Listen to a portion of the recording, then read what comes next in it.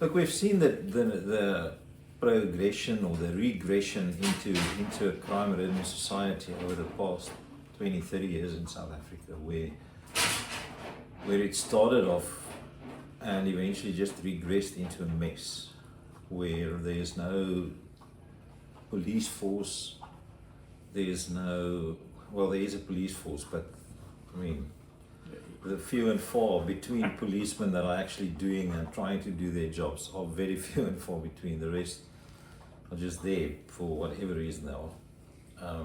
Government officials being corrupt, being in the pockets of all these gangs and stuff. Yeah.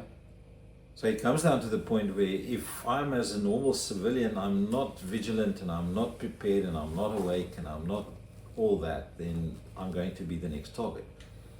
Whereas in Australia, I still see, I get on the train and I just see everybody sitting on their phones, Yeah. not even knowing who sat next to him for the whole trip No. or who was in the car next to them. No awareness. No awareness whatsoever. No. So they're not even putting on their first D of deter, Yeah, and they're not detecting. Those two have gone out of the window because they're totally unaware of their environment. And as they call it, the iPod effect, and we know it's 40 to 50% of your environmental awareness disappears when you put those headphones on. yes, exactly. I mean, and these are little things that people can just learn, those soft skills, where like I go for a run or walk and I put one earphone in. Exactly. I don't put both, because this ear is listening. Listening. And I'm being aware of that environment, and it may be just hearing the car coming down the road and not getting run over. Yeah. You know, I've had people walk out in front of me and I'm like, really? No awareness whatsoever. So it's not even being aware of violence around you or that you're being targeted. And look, you and I have both had the conversations with people in South Africa.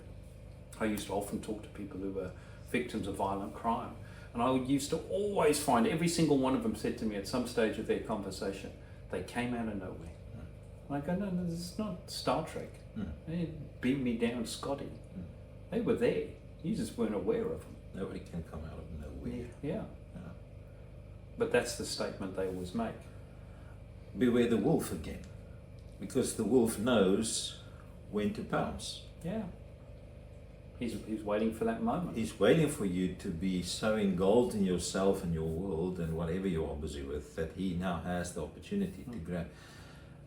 Once again, back to the wild. Grab the animal when they're drinking water. Yeah. Yeah. Because they're No awareness. no awareness. And you see the ones that do get away are the ones who are watching the water, and you see them looking at the water every time, and then they see that water move and they shift. Yeah.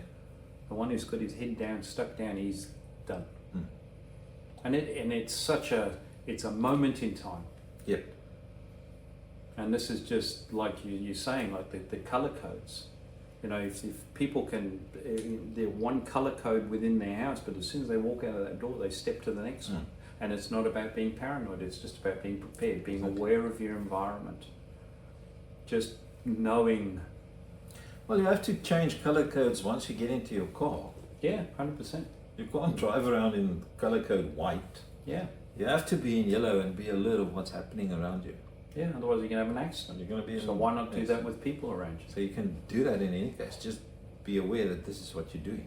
Yeah.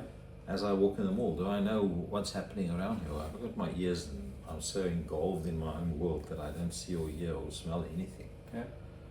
But it's also then, you know, it comes down to that whole practice and training. I mean, when I had small children, and I still do it today, because of these little guys that I've got here, my little furry babies, is when I walk out to the car. Now I know they're in the house, I saw them in the house. But there's that split second they've come out of the door, they're outside. I do one walk around the car. Why? I just want to see what's around the car. Did somebody leave a bottle behind my wheel? Did the kid from across the road walk over and is sitting playing with his toys behind my car? Now I run over him. And in that split second, the whole world changes. Yeah. Or I walk around the car. Easy. Easy. Really easy. So it's also about having habits that keep you safe. What does a pilot do every time they get into a plane? They know how to fly the plane. pull up the checklist. Mm. The same checklist they do every single time. Yeah. Now, if pilots are doing that, why aren't we? Exactly. You know, click through. Is that work? That works. That works. Before they take that plane off the runway. And yet people hop in their car every day, hop on their motorbike, walk straight down the street, put their earphones in, looking down at their phone as they're walking down. And it's like, just have a simple system. You don't have to be, again, paranoid. It's about being prepared and knowing what the wolf, and that the wolf exists. Yeah. And they are everywhere. First thing, acknowledge the wolf.